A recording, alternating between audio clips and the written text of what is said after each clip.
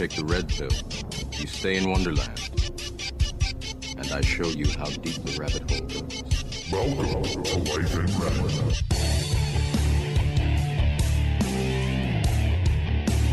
Hey everybody, welcome to Life in Red. We're back after a little bit of a break from the Ottawa Podcast Festival, and I'm very pleased to be joined by Michael Dixon. Welcome. Thank you for coming in. Great to be here. Thank you. When I bring people in, because I would always butcher it and never give it justice. So I'll let you introduce yourself and a little bit why you're here, just to set some context for everybody. Certainly. As you said, my name is Michael Dixon. I'm the president of the Canadian Funeral Peer Support. We're a peer support group that actually started in Ottawa. And with the response that we got from professionals across the country, we decided that, this was always our long-term goal, but with the response we received from people right across the country, we realized it had to be our right-now goal. Right. And so we've formed, what we're doing is we're forming peer support groups across the country for funeral home staff, licensed and non-licensed. We're bringing programs in, and it's we've only been really operational for a year. Yeah, I remember hearing. I think it was I heard your story on the CBC February-ish. Like it was winter right. time. Yeah. And I remember it resonated with me when your name came back up, and when we were talking about setting this up, because when you think of funeral support workers, and we were talking a little bit of this off mic, you don't equate to the actual job and what it must do to the actual people who work there. Why was this needed to be implemented? And why did you choose to do it? Well, it really all kind of goes back to my story. Probably about 3 years ago,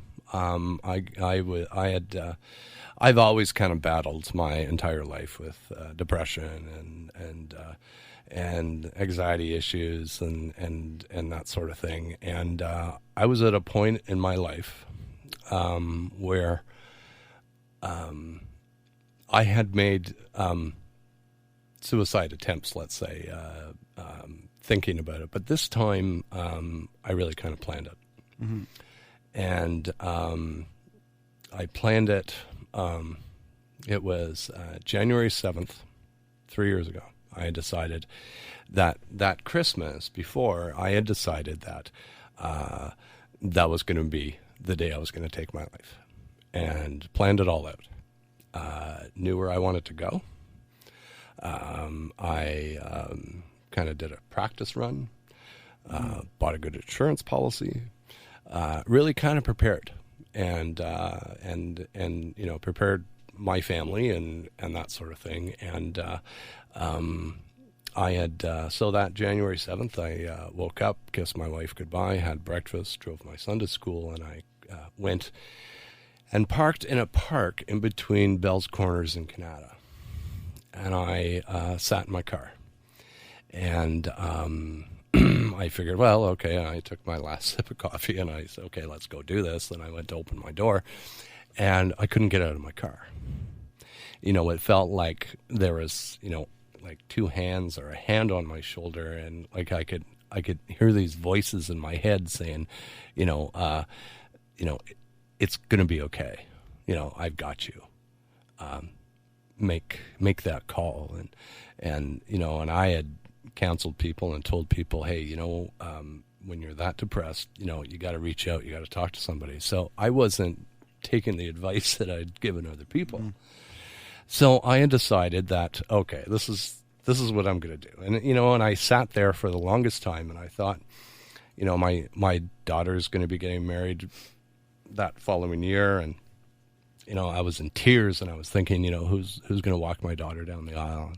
And, who's going to, who's going to be there when my youngest son graduates high school, and, who's going to be there for my family, and my other son and my wife.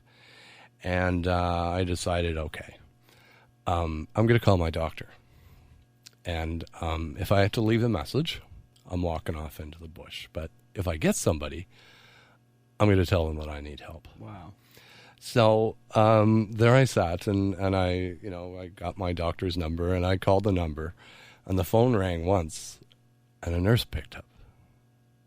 And like, when does that ever happen when you call your doctor's office and somebody actually answers the phone, And I said, hey, I realize I don't have an appointment, but I really need to go and see my the doctor. And she said, well, you don't really have a plate. Maybe, in a week, or in a few days we can slip you in.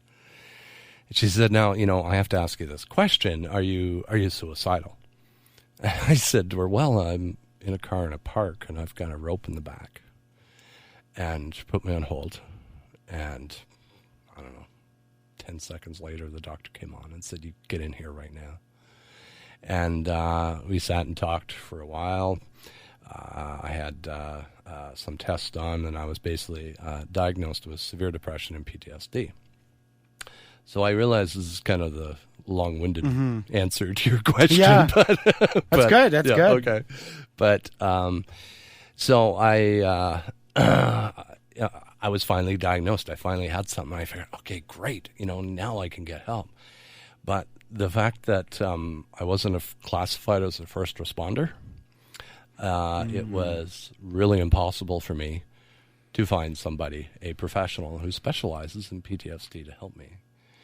I finally did, and she's been amazing. And I decided to be very open, and with what I was going through, and I was quite open with my coworkers and people in the industry from other funeral homes. And I always kind of got the same comment. They were really proud of me, and I had that support. But it was always, hey, can I talk to you later? Can I give you a call, or hey, can we kind of go in this office here? I just want to talk to you. And they go, I'm kind of going through the same sort of stuff. I can't be happy, and I get up in the morning and I don't want to go to work, and I come home at night and I'm in bed at 7:30, 8 o'clock at night, and this job is just driving me crazy. And so I noticed all that, and myself and three other tremendous people, we said, wow, we really need to start a peer support group. So what we did, we met and we said, okay, well, what we'll do is we'll look at other funeral home peer support groups across the country or even in the U.S., and we'll just follow what they do. So we started Googling, and we came back and said, wow, there's nothing. We're going to have to do this. Not even in the States or anything? Nothing. Wow. Absolutely nothing. So we decided that we had to build this from the ground up. Wow. No real words to soak that all in. I found it that resonated with me because for anyone who's familiar with the podcast, I'm also very open with my mental health. And interestingly enough, one of my previous episodes where I kind of really went into depth with my story, on my suicide attempt, a similar thing happened where I made the choice, but at kind of like a last second, I was like pulled back from it. Whether that was myself, my consciousness, some sort of sign, that when I finally decided to do it, something that just made me stop at the very last second. So that's interesting. Yeah, and I, and whether you're a spiritual or not, it doesn't matter. But I'm not. People have said, that voice was that God, and I said, well, quite frankly, I don't care who it was. That's a good point. Yeah, I mean, at that point, I didn't care. Yeah, just something. It was a sign. Yeah, and playing Russian roulette. You 50-50, and you rolled the dice. Totally. Totally. That's very interesting. And what's really funny is I've called my doctor for other appointments, and I always have to leave a message. Right.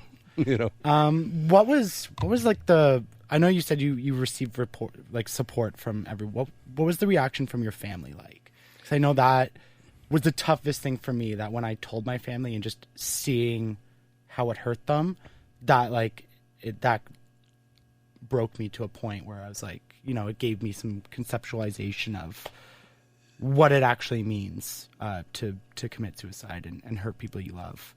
Yeah,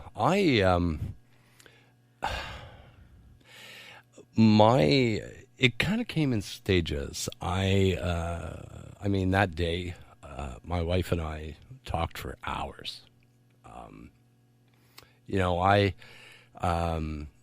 We could talk about this later, but I wasn't the greatest husband in the world. I mean, I gave her every opportunity to leave, and she never did. Mm-hmm.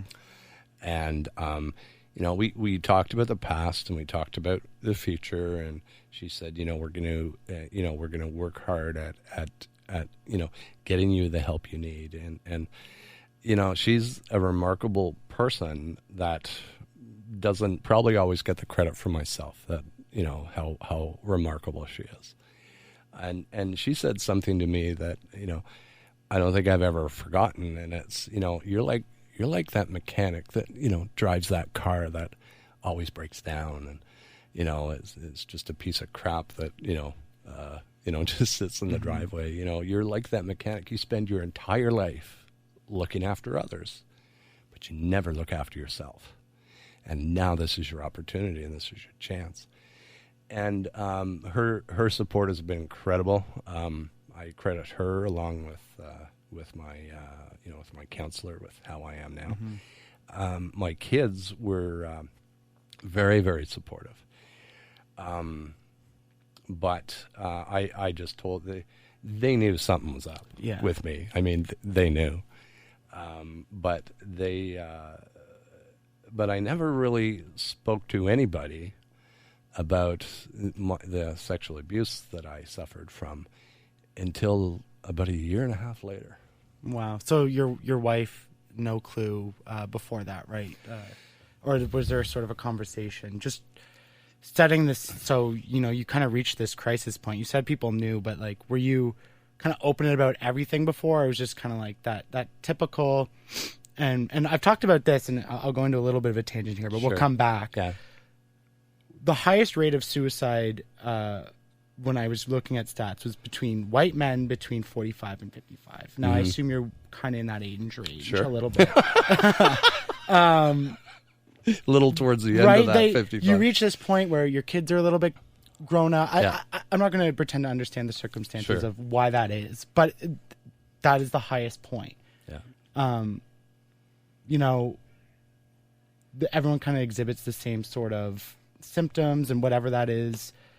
Was there did they know, or was it just kind of like you're like everybody else, right? You know what I'm trying to say, that a typical man of that age kind of like seems to be reserved, quiet, right? We never were able to talk about our feelings.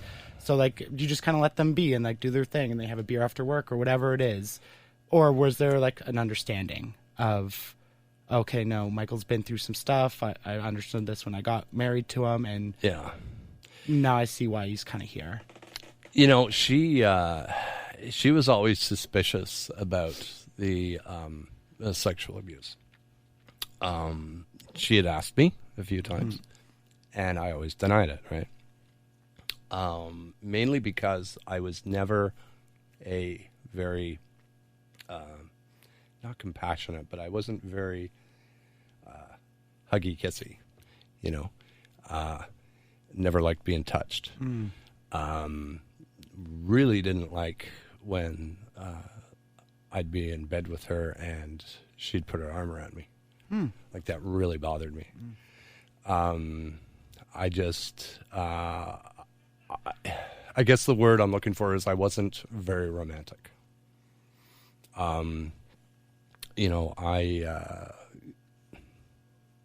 She always said, hey, is it me? Is it like, what's going on?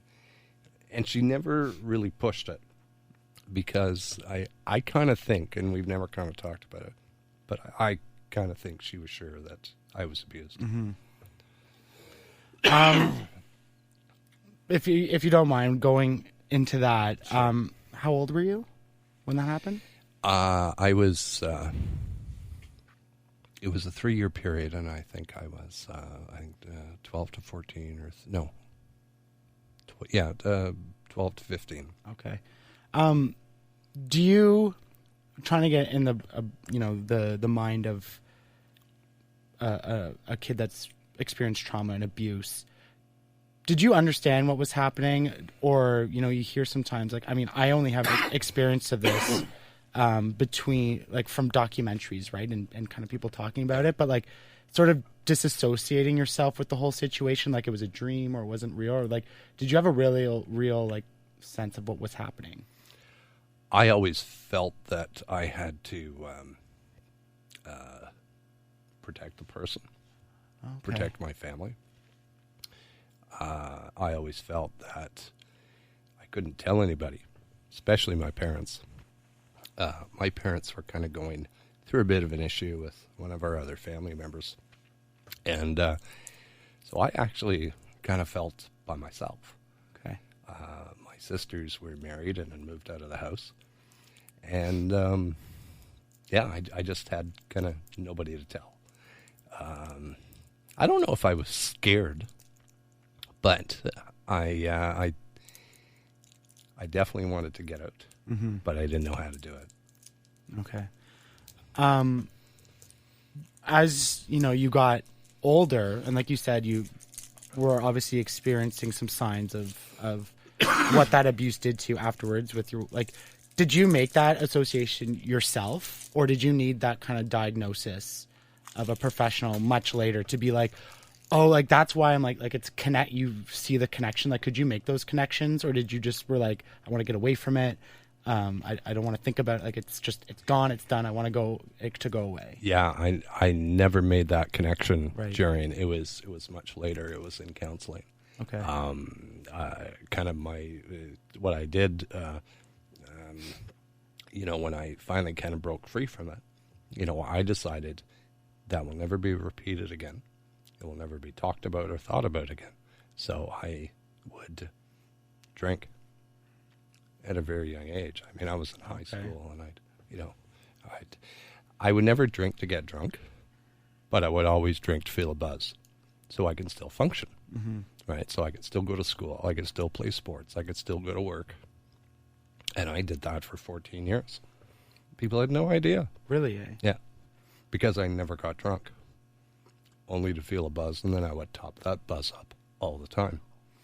But, getting back to once I spoke to my kids, well, first of all, when I had finally admitted to my wife that, yes, I was abused. And it was a Friday night, and we sat on the back deck, and again, just tremendous support. And then that Sunday afternoon, I told my sisters, and they were very, very supportive. And that afternoon, I told my 3 kids, which was probably the toughest thing I ever had to do. And just the love and support that I got from them. A few days later, I get this text from my daughter, or it was an email from my daughter. It was beautiful. I still have it today. And every time I'm going through a tough time, I'll read it. Just, because I never felt like I was a good father. I couldn't probably have this same relationship, especially with my boys, that most fathers would have. I would never bathe them. That really bothered me. Changing their diapers, not for the obvious reason, but for other reasons. Yeah. Hated doing it.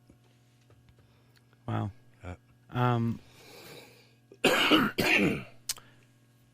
One of the hardest things I find, I can talk all day, similar to you, about my struggles and my, what I'm going through. I'm going to therapy, all these things. I have no problem being open. Yeah. But when it comes to talking to the people that I care about the most, I almost can't do it. I can't. Yeah. I mean, I don't go, like, especially on social media, I don't always go the deepest. It's more of a top line thing. What has, I'm just talking, person who deals with mental illness, Sure. is it a similar experience with you, that you can come on a podcast, no problem, we'll talk about it, but when it comes to really opening yourself up to a loved one, like, do you also share the same kind of anxiety about it? Yeah. Like, it's like, I don't want to put it on them. Yeah. You know, like, it depends who it is. I really, I'm very guarded with my sisters, and not because I don't think they can handle it. Mm-hmm. It's just, I don't know if I'm that comfortable talking to my sisters about that. My parents, especially. Mm. You know, they're in their 80s. I don't know if they kind of get it. You know? And a lot of it, especially with my mother, is, you know, she'll play the blame game. You know, she'll blame herself, which, like, quite frankly, like, I don't need that. Mm-hmm. You know? Yeah. You know, and you know, and I just don't think that they kind of get it. My wife, I'm certainly able to kind of, you know, talk to her about a few things, and you know, it's funny, she has kind of come around a little bit. Like, she'll say, "Wow, now I get it." You know, now I know why you were angry for a lot of our marriage. Right. You know, now I know why you know, you never wanted to be touched. You never want anybody to come up behind, especially somebody coming up behind me and hugging me. Oh, yeah. That would just turn my stomach. And what I can't stand, and even today, is, you know, when you go up to somebody, and like even at a party or something, and if you've been drinking, like, I'll naturally, like, go back from you. Right. You know, because the person that abused me was an alcoholic. So every time I smell that alcohol, it's that memory coming back again. Right. You know, and I can't stand smelling liquor on somebody. That's kind of still like a trigger for me. Mm-hmm. You know, it kind of brings me back. But no, definitely, certainly my wife, and I think to a point my kids. I mean, my daughter and my two boys are, you know, quite a bit older now, and you know, they're adults now. So one of my kids asked me some pretty poignant questions about it, and about the abuse, about my depression, and asked about the suicide attempts, how many, and I was quite comfortable, talking to them about it. Yeah. So bringing it back, so, you know, now you're growing up, you know, you're kind of hiding the drinking, you have some baggage that you're obviously not talking about, and then you get into funeral services. Yeah. How did that also play a part? And this goes to what we were talking about off mic, which I think is a very fascinating part of the job that no one ever thinks about. Yeah. And I'll let you describe it, but Sure. You know, you already have all this stuff going on with yourself, and then you get into this. And did you know when you got into funeral services that it would also play into this? Like, did you have an understanding of what the job entailed? And then when you got stuck, that's a lot of different questions. So let's start. What are some of the things that might contribute, that people might not know about funeral services, and then we'll get into the other stuff there. Sure. You know, when I do a lot of public speaking and talk about what I do for a living, and at one point for about a 3-year period, back in the 90s, I worked for a funeral company that also looked after coroner work, or police work it's called. We worked very closely with the coroner's office. We worked very closely with the police. We were the ones that went on removals. And when I say removals, I mean, you know, picking up a deceased person from their place of death. That could be from somebody's house, be from a nursing home, it could be from a hospital, or what a lot of people don't realize is that we're the ones that go to murder scenes. We're the ones that go to car accidents. We're the ones that go to suicides. I knew about that, obviously. I worked in this one funeral home, Halls Play Fair McGarry, for 3 years before I kind of went off into this little side thing. So you had a general knowledge. Yeah, so I knew, because you see the guys coming in and that sort of thing. So I knew kind of what I knew what they did, and then the talking and the training doesn't really prepare you, for what life is like, and the very first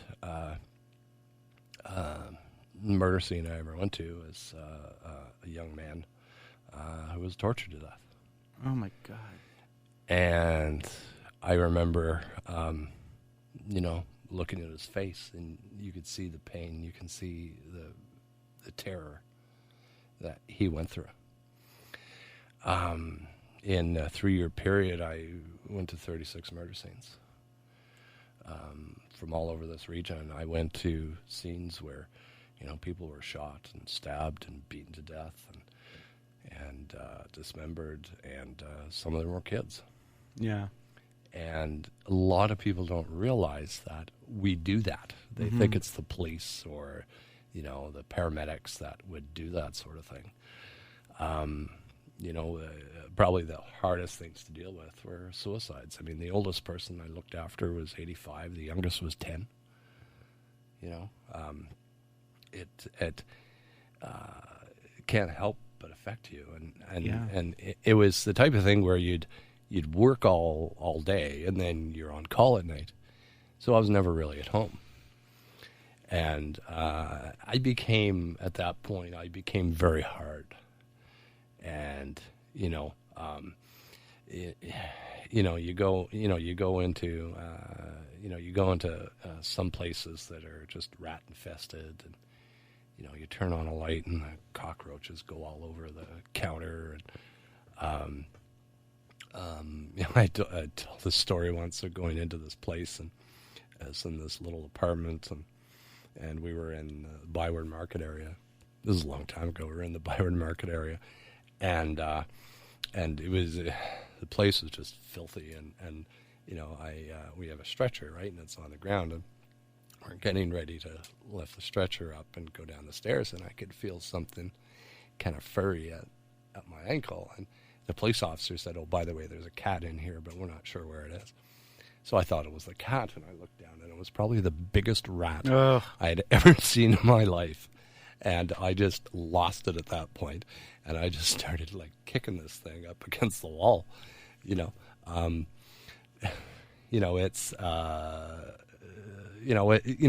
It's certainly a lot to deal with. Mm-hmm. And then so when you go home at night, usually your wife will say, "How was your date?" "Fine." Because I never really talked about it. Yeah. I couldn't. Well, first of all, you can't, because there's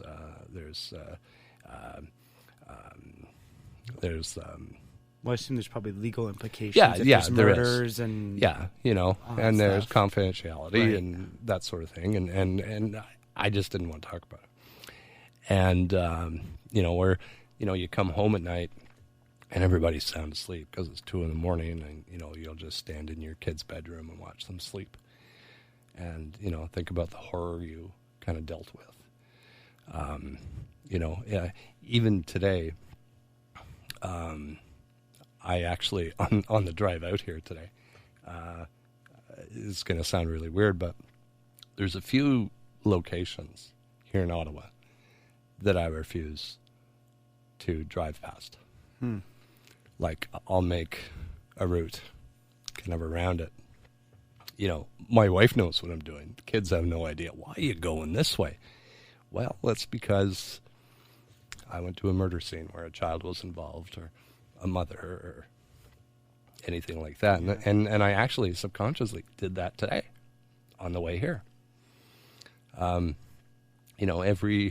every Christmas Eve, I think back to the car accident I attended, where it was 2 kids were killed and a mother. And when we got there, I remember the Christmas gifts all over the road, all wrapped, all over the road. They were obviously going to a family Christmas out of town or whatever, and they were hit and killed. That was over 20 years ago. I still remember the time. Every Christmas Eve, I think about that family. I think about that husband who, has an awful memory about Christmas Eve when everybody's supposed to be happy. He has that awful memory, and I've never forgotten him. I've never met him. Don't know who he is. Never forgotten him or his family. But you must have so many of these memories, these vivid things that play in your mind, from all the experiences. So obviously, no wonder that this needed, this support group need. I mean, arguably, you would see possibly more than a first responder in ways. Not obviously. Every first responder probably has a scene or 2 or dozens. I'm not quite sure. But if you're the funeral home that's always getting called, you have to see every single one of them. You do. And the other thing is, a police officer or a paramedic or fire personnel, they'll go to a scene and then they leave. With us, we'll go to a scene, but, that deceased might be coming back to our funeral home for preparation, for embalming, for a funeral or whatever else. So you relive that all the time. And then you have their family to deal with who are, suffering like you wouldn't believe, and you can't help but be affected by it, for the long, I never slept well. For years, I never slept well, until I found meditation and yoga, and that's what I use now to fall asleep is meditation. So I've talked about that numerous amounts of times through so many guests, but that meditation especially is the one that it constantly comes up as a solution. Whether it's I'm talking to I had a Jen Wozni, an energy healer on who brought it up, and I've had a neuroscience PhD also bring it up, right? So you get science and you also get kind of more alternative, but everyone kind of still talks about it as a thing. Yeah. How does that, how often do you meditate every day? How long do you do it? Every day before I go to bed. Is that right? Yeah, how long? That's the way I fall asleep. Normally about an hour. See, I'm 5 minutes. I've tried it. I do it, but it's 5 minutes. I'm okay, to sit there for you know what I mean? I'm in bed. I'm lying there. Okay. Yeah. Interesting. Yeah. I'm lying there. And if I don't do it, or if I didn't do it, I'd have these terrible dreams. Lots of times it would be about, I don't know why, but it would be one of my children would be killed or something like that. And, you wake up and you're sopping wet. And then I was in therapy.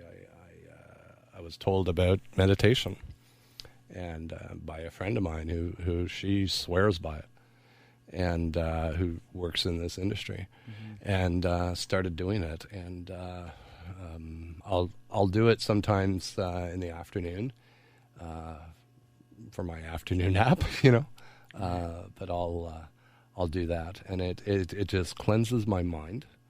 It just gets me thinking kind of about happier thoughts, and it's because my mind is always very active. I mean, all our minds are very active all the time, and I really need to just that calming, because if I don't have that, just my brain is racing all the time. That's one of my things too. Is like it's always kind of going, and then the anxiety kind of gets control, and I start like going off on all these things, and I get a little obsessive over certain situations or certain themes, and then I get consumed and you know, so it's fun. So meditation is something I've always wanted to try. Do you do anything else? Like, so I know I find exercise obviously is a big one for me. Yeah. Reading and podcasts has also been kind of a lifesaver because it gives me, it's like focus. So I guess it's kind of like the same thing, right? Yeah, very much. That you focus in on something so your brain's not moving and you're more present. Yeah. I've actually, in the summer months, started to get into gardening. Okay. And I just love doing it. I love buying plants and flowers, and I have, I think I have about 6 or 7 flower gardens at home, and I have water features, and it drives my wife crazy because we'll spend about $3,000 on flowers, Oh, goodness. And I'm out there every day, like every night when I get home from work, I'm weeding and I'm watering, and I do it every night. I apologize for keeping you. Oh no, it's been done. It's been done already. Oh, okay, perfect. But no, I and that's been something that I didn't know I liked or I loved. And I started, now mind you, I don't do it as much as I should, but I started to ride a bike. Always loved riding a bike when I was a kid. And my wife and my boys said, well, if you like it, this Father's Day we'll go and get you a bike. So I'll go and do that, and that certainly clears my mind. But I find as I've gotten older, and that I'm in counseling now, and it's so important to talk to somebody that you like and you respect. And it's so important to talk to somebody that's really not going to put up with your crap, and is not going to put up with you lying to her, because I did when I was really having a hard time, before my last suicide attempt. I was angry for no reason at all. I would come home. I hated to be away from home, and then when I was at home, I was in bed sleeping. At that time, I was a chairperson of a national mental health Partners for Mental Health, and I had to go to dinners and check presentations, give speeches and stuff, and I didn't want to go. So what I would do is, have about 3 or 4 drinks, and off I went, and did it, but I would come right back home again. So, I was just, so at that point I said to my wife, I said, I really need to talk to somebody. And she got me in touch with one of her workplace help, counseling services. And, and I tell people all the time, one thing about counseling is if you're not going to tell the truth, it's not going to work. Yeah. Yeah. And I wasn't prepared at that point to tell the truth. How freeing was it for you when you were finally, like, how did it turn? How did you get to that point where you're like, I am going to tell the truth? And then what was that like for you? How freeing was that? How, like, did it just come out like a waterfall? Yeah. It's like so many years of all this, quite frankly, shit. Yeah, oh, totally. Right? We had, when I finally found somebody to talk about my depression and PTSD, she said, we're going to talk about PTSD and we're going to talk about work, but first we're going to talk about your life. We're talking about your childhood. And she was the first person I told that I was abused. Very first. I did it at an appointment. And I remember it was like a waterfall. And as you said, I just started talking and I couldn't shut up. Yeah. And I told her. And I remember her, I remember being upset about something I saw in the newspaper about a guy who was charged with abuse. and was angry about it. And she said, why are you so angry about this? I said, well, I mean, he's, doing this for years, and, people didn't know about it. And she said, no, that's not the reason. There's another reason. Well, no, that's the reason. It's because, this has been going on for years. Other people knew. They didn't do anything about it. These poor kids. And she said, no, that's not the reason. We're going to sit here all night until you tell me the reason. And I was really kind of getting upset with her. Mm. And then I just stopped talking. And I remember saying, I was abused. And there was silence. And she said, say it again. I was abused.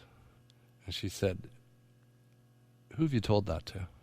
I said, you're the first one. And she said, tell me about it. How old were you? What happened? Who was he?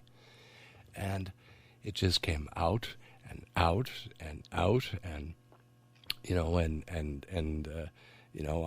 I was angry at people for not protecting me. And that came out. And it's been such an amazing feeling when I finally let that out. Mm-hmm. I didn't feel that I had to hide anymore. I didn't feel that, I had to,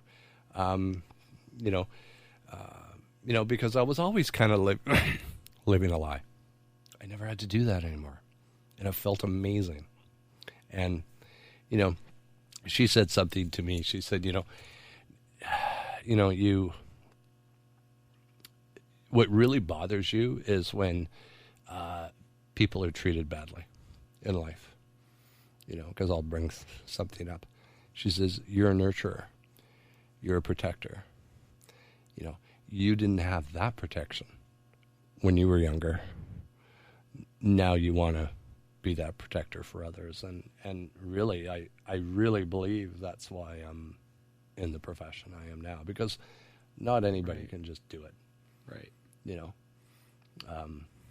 Dealing with people in their most pretty much vulnerable moment, their saddest moment, that totally a loved one is now gone, and I couldn't imagine. I've been fortunate enough not to lose someone like immediate family or someone super close, but it's one of those unfortunate realities where you will have to eventually. Oh yeah, and like another thing too is we don't necessarily get the greatest respect from the general public.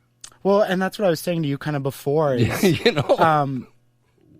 I had no understanding really of what you did until I heard that story, or anybody who works, right? Like to me, and really no disrespect, but the perception was, it's like, you're the funeral industry's like, you're just capitalizing off the death, and they're always like really rich, and all they kind of do is like, oh yeah, things will be all right, and stuff like that, right? Like, and that's just me being naive and uneducated by not understanding about it. But they're like literally just sitting here talking, and there's still probably so many things I don't know, just all the things that go into it and deal with it, and knowing now that there was never the support. For 100 years, however long the industry, like people have been dying all the time, right? Like for the entire history of the planet, and there's never been support until a year ago. Well, unfortunately, Hollywood doesn't do us any favors. Whenever there's a TV show or a movie, we're not shown in the best of lights. So Hollywood and the press doesn't do us any favors. Yeah. But you're right. I've been in this industry now for 27 years, and the people I work with, I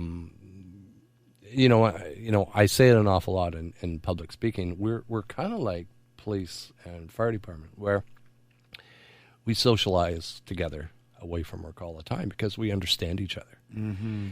And we when we're not, or I find when I'm not with funeral people and I'm at a party where I don't necessarily know a lot of people, I'm sitting there quiet because I don't have a lot in common with people. Right. Like, what'd you do at work today? Oh, yeah. Oh, went to You know. another murder scene. Oh, There was no, there was no soy milk in the cafeteria. Get really, that's your Yeah. biggest problem, Yeah. like, but these people are my family, and it's full of caring individuals. Now, I mean, not, it's like any industry. There's always one or two that really shouldn't be in it. But I can't tell you how many times I've seen people come in on their days off to help a family out. I can't tell you how many times I've consoled somebody who's in a bathroom in tears after they've met a family, and that used to happen to me too, and it still kind of does, but not an awful lot. Where for some reason something will just get you, and it doesn't have to be a child or anything. It could be an older person that led a great life and has the support of her family, and you hear a song that really kind of makes you choke up, and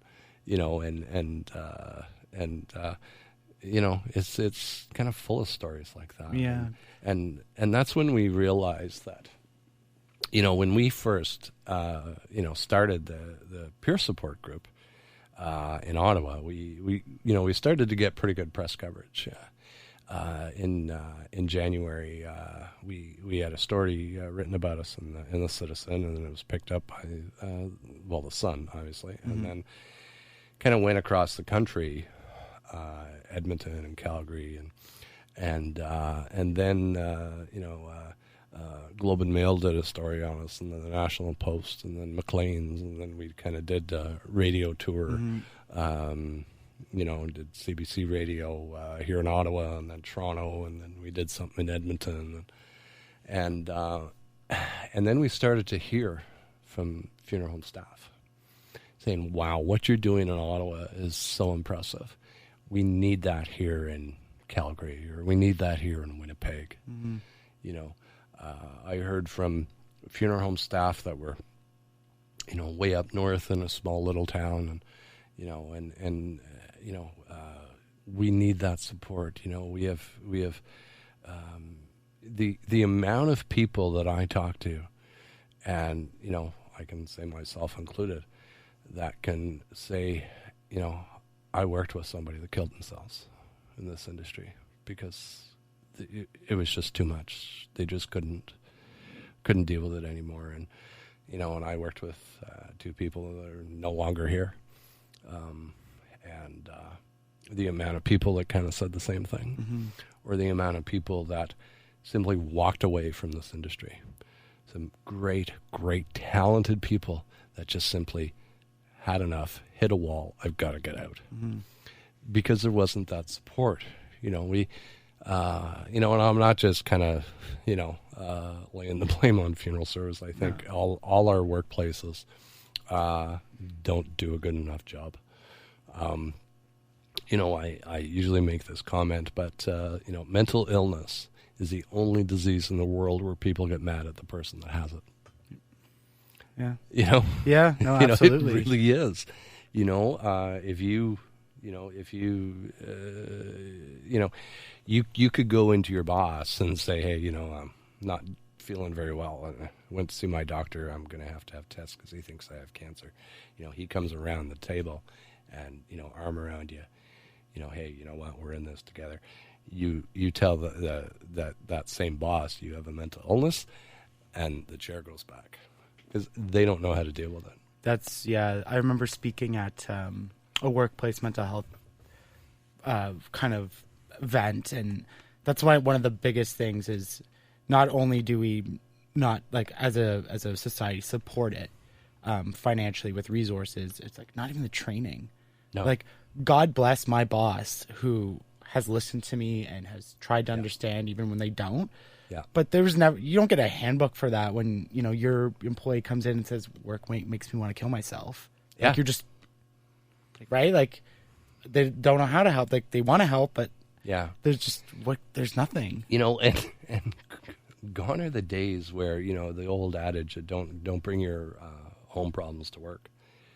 I'm sorry, but, let's say, you find out your spouse has cancer, or your spouse, you find out, has been cheating on you, or, you're waiting for the test results to see what that mass is on your son's brain, or, you find out you have cancer.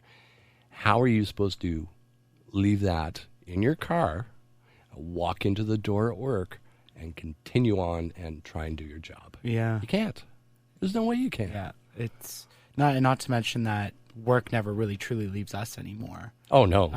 We're so connected that Yeah. work is just life now, and so many people are entrenched in what they do for work, where Yeah. there's not that separation. It's all one. Yeah, and you see, that's an issue in our industry because, we're not like an awful lot of places where, like, for an example, when my kids were younger and we planned something, hey, we're going to go to so-and-so's cottage for the weekend, my wife would never plan on me being there. If I was there, it was a bonus. Mm-hmm. She'd never pack a bag for me. She would, okay, kids, we're leaving to go to the cottage at 5. Where's Dad? Well, if he shows up, he shows up. Because, unfortunately, in this industry, just because it's 5 o'clock doesn't mean you're going home. Mm-hmm. If that family still needs you, you have to prepare that deceased or whatever, or help out. You can't leave until the job's done. A lot of businesses don't have that. Mm-hmm. 5 o'clock is 5 o'clock. You go home. Kind of not with us. So, so the fact that there are a lot of marriage breakups in this industry. Yeah. There are an awful lot of substance abuse. I mean, not like it used to be, but it's still there. Yeah. And so when we decided, wow, because our long-term goal, as I said before, our long-term goal was to always go national with this peer support group. And we realized that, wow, we kind of have to do this now. Mm-hmm. And so what we did was we developed a non-for-profit corporation. We're called Canadian Funeral Peer Support. By the end of December, we'll have locations in St. John, New Brunswick, Moncton, New Brunswick. We're currently in talks in Montreal. We, of course, have one in Ottawa, Humber College, Toronto, Hamilton, London, Winnipeg, and we're in talks in Windsor. And now what has happened was funeral homes in the U.S. have reached out to us. We have people in New York State and Maine and Alabama and Florida, Wisconsin, South Carolina have now reached out to us. And right now we're kind of in talks with our business advisors and lawyers about spreading out there. Mm-hmm. But kind of what we're doing now is the plans we want to bring forward cost money. Right.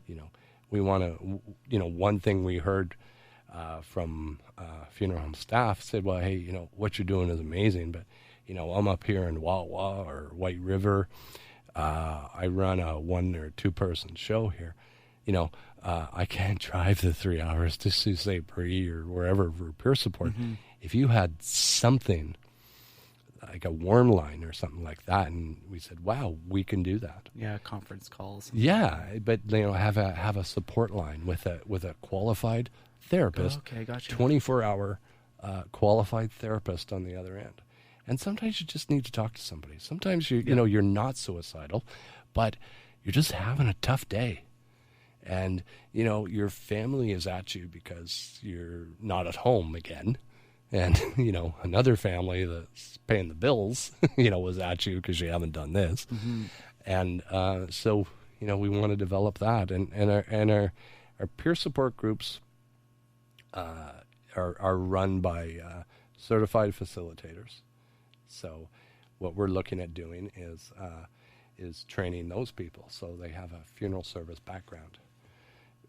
Because in order to do a peer support group, you have to have it run properly, mm-hmm. so it doesn't become nothing but a bitch session, mm-hmm. which, unfortunately, if it's not run properly, it could happen. Well, yeah, that's our natural default almost. Of course. Right. You want it to have a positive outlook or some sort of takeaway or a message rather than just everyone dumping in their problems and then just going, okay, like, bye. Yeah. See you next week or Yeah. something, right? Yeah. You need to have that strategic movement through Yeah, what's going exactly. on. Exactly. And you know, so we're going at this slow because we want to go at it properly. Mm-hmm. You know, we want, we don't want to get too big too quickly. We want to do this properly because this is about people's future. You know, those people that are struggling, we want them to stay in this industry, and especially at the college level. And it is so important for us to be at the college level, at Humber College, where funeral service staff go for their education. We all know the rising number of depression and suicide in our universities and colleges.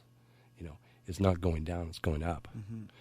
And a lot of that is, and I'm actually going to Humber next week, but I was there last year. And saying in a speech, I said, you come from a small town Ontario. You're 19 years old, you're fresh out of high school or whatever. But, everybody in the town you live in. And then you go to school in one of the biggest cities in North America where you don't know anybody.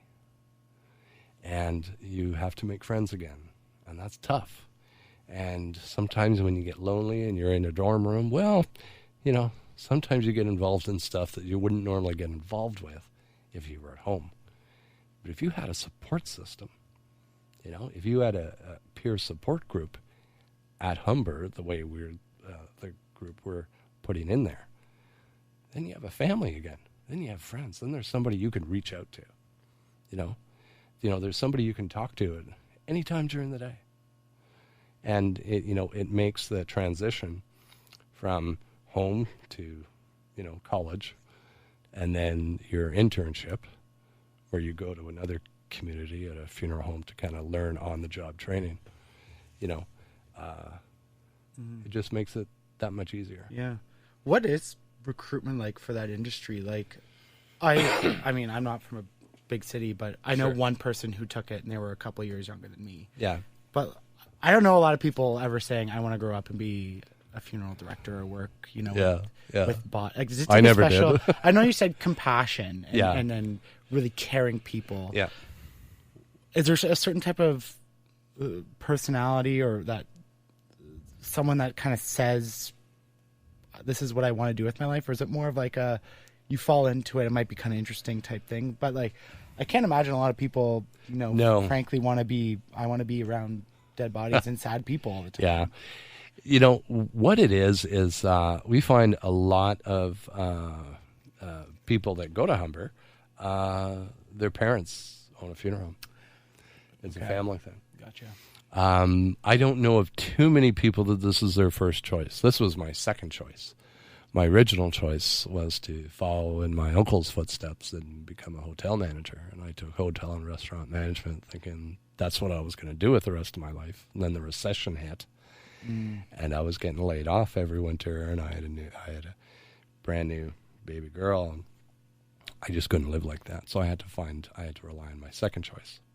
So for a lot of people, it's a second choice, but we find right now, a majority of students coming into the program are now women, more so than men, where years ago it wasn't like that. Yeah. But yeah, you definitely have to be compassionate. You have to be hardworking. You have to realize, I always say, people aren't in this job for the money, which is really handy because there's not much money in it. You really have to, realize that this is not a job; it's a calling. It's like entering, becoming a clergy person. It's a calling. Not everybody can do this. And, you take all the bad and you you take all the good, and for the most part in this industry, it's very good.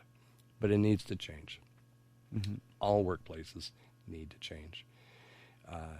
We're not going to get any more money out of our governments for healthcare. Yeah. It's just not happening. So businesses actually are now starting to realize that they have a responsibility for their staff to keep them.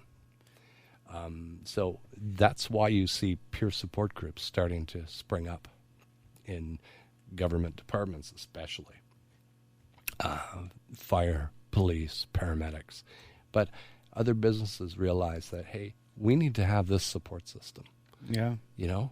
Because, one thing I always, say is, no change that has ever come to this world has started from a government and come from a government.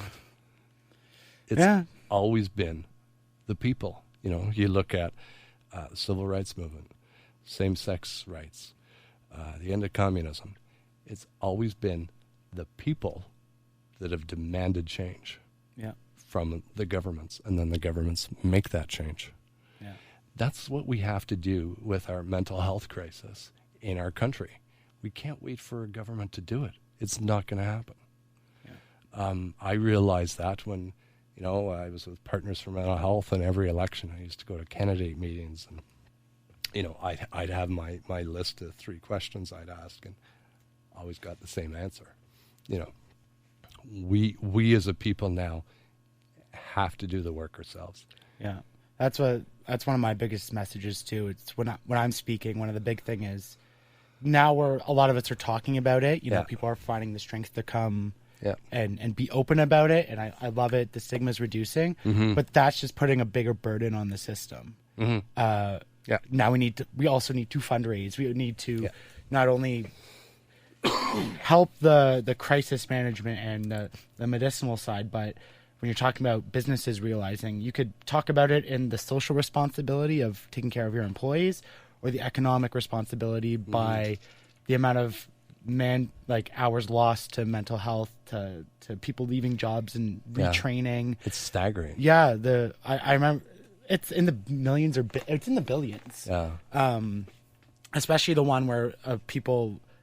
I can't remember what it's called. It's like being present, but like you're not there, right? Like you're sitting on Facebook, you're on the comment boards being like, "Fuck the government," blah, blah, blah, instead of working because you're just like, "This place doesn't pay me enough." Totally. Da da da da da. 50 or 500,000 people will miss work.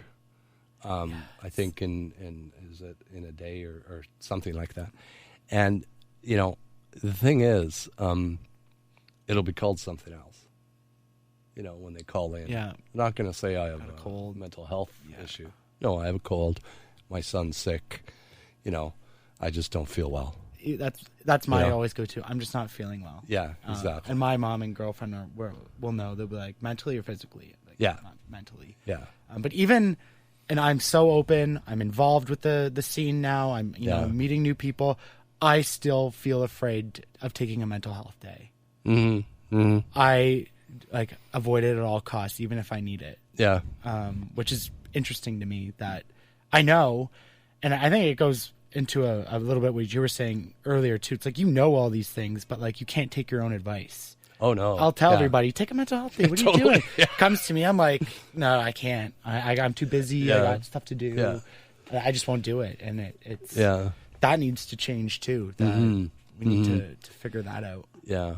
But especially our companies, we're losing way too many people, and you talked about the cost and the retraining you have to do.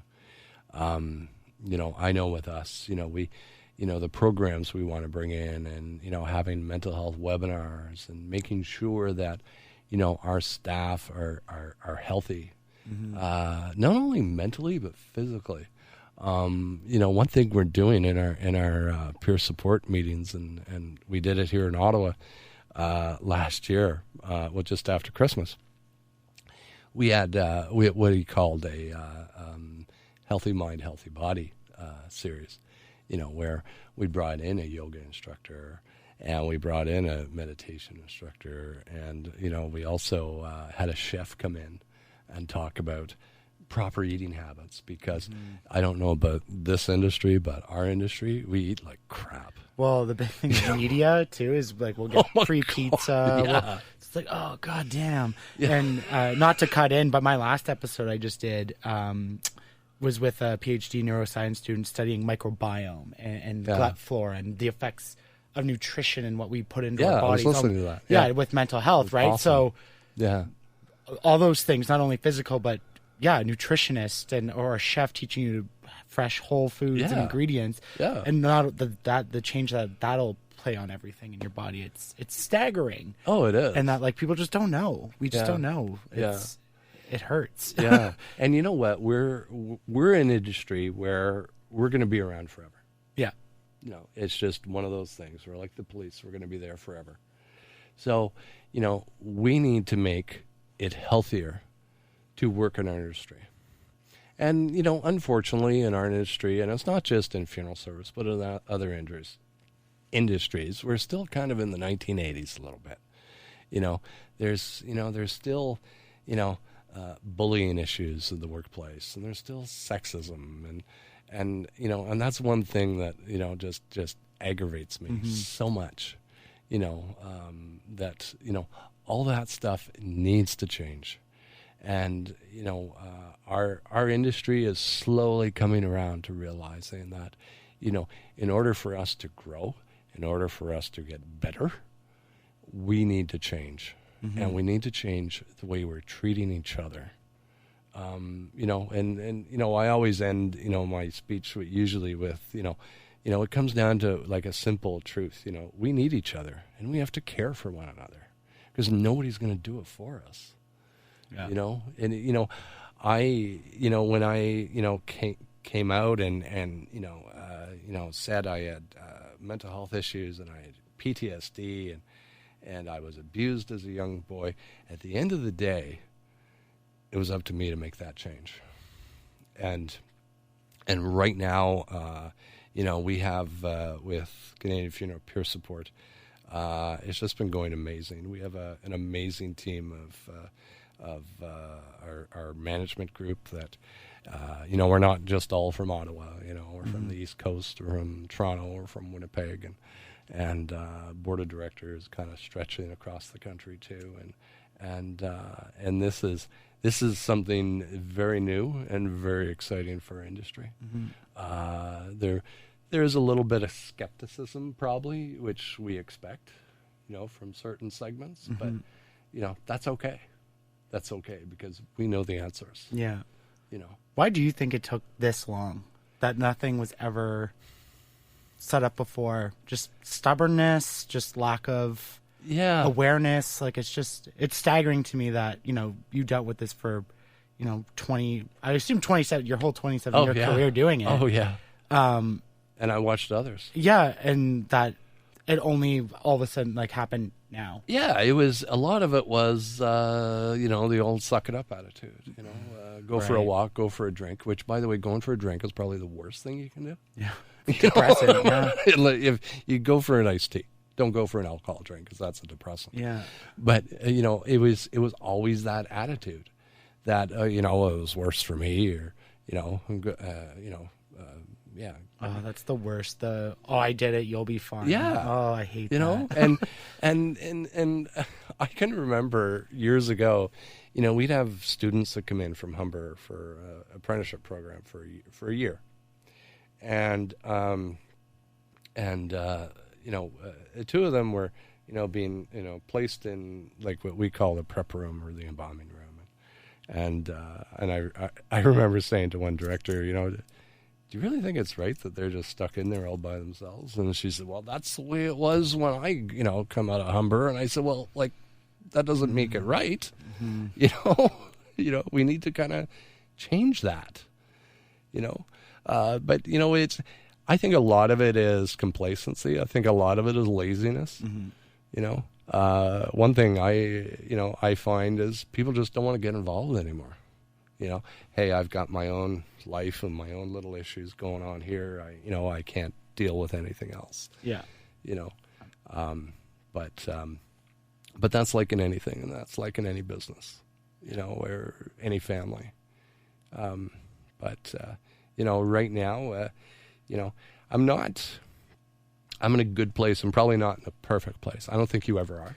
Yeah, I agree with that. I always say, like, it's like it's kind of like another full-time job because not only do I have to, take my meds or go to see a therapist, it's like you have to meditate, it's exercise, it's okay, what am I eating? What am I doing mentally to set myself right? That's how I describe it. Yeah. And I remember my counselor saying to me, she said, the difference with me and some of the bad counselors and stuff, they'll say, okay, you've had, 20 appointments, off you go, you're good. With me, it's, you have a lifetime condition.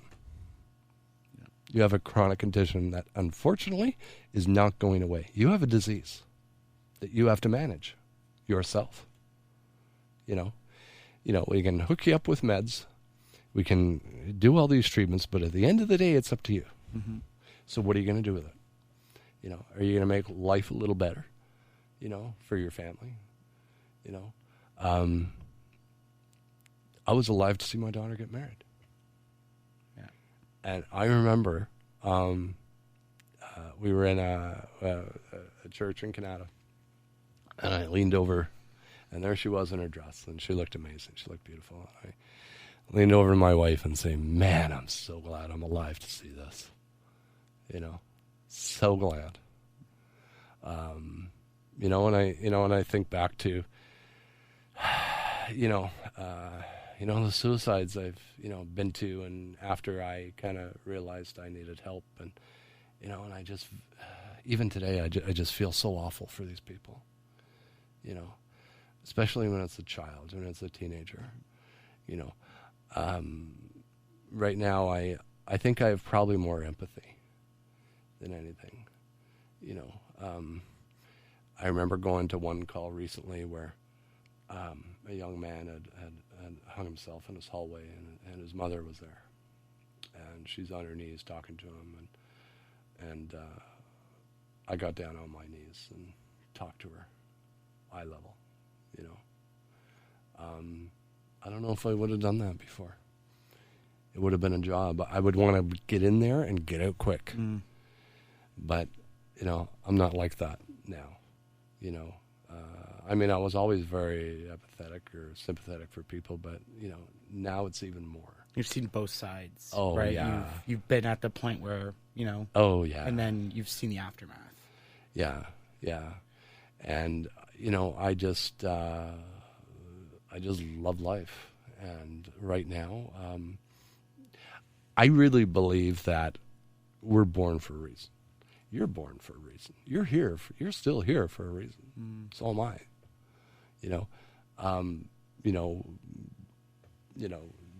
Whatever is there, up there, he or she or whatever put us here for a reason. And we're not done yet. That's why that nurse picked up the phone. I wasn't done yet. Mm-hmm. Maybe my thing is bringing this program into my workplace, and bringing it across the country, and then bringing it into the United States. Maybe it was giving me the family I had, the fact that, my wife didn't walk out on me, and I was an awful husband.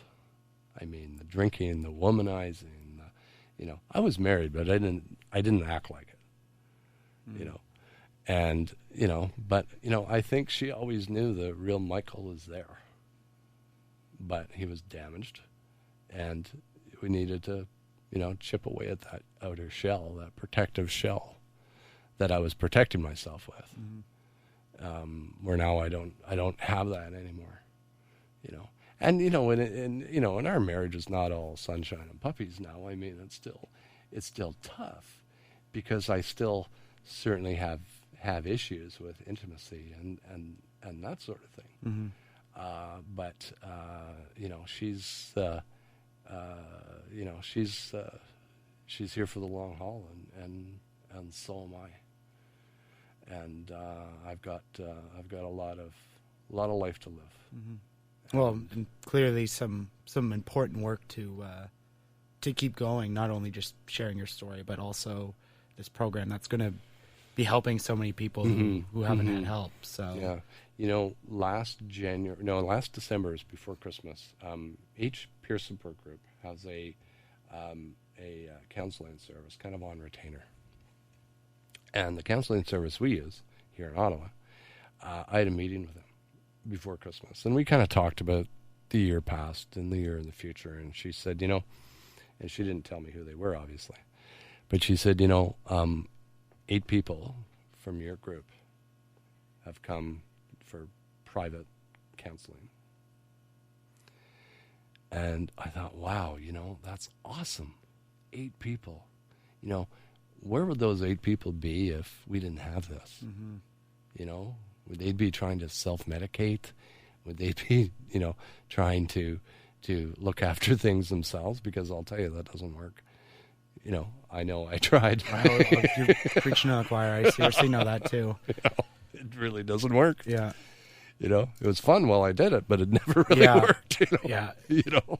Absolutely. You know. So, if people want more information, just to kind of wrap it up, yeah, definitely. where can people go to find this?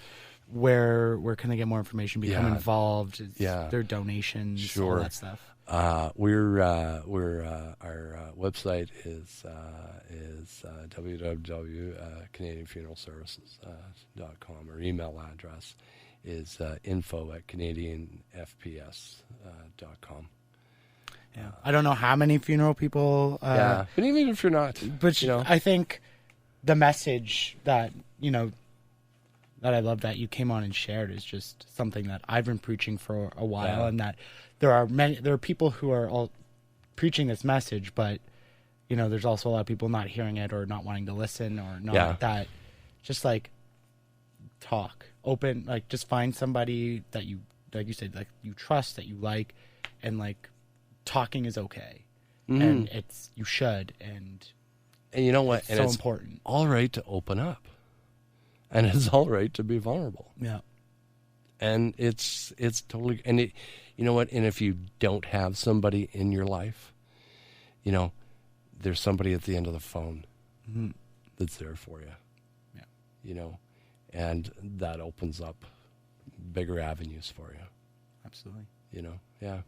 Well, Mike, thank you so much for coming on. Well, thank you. Really appreciate it. Thank you. And best of luck with the future of this. Great. Look Well, forward to thank seeing you where it's so going. much. Thank you so much. Bye, everybody.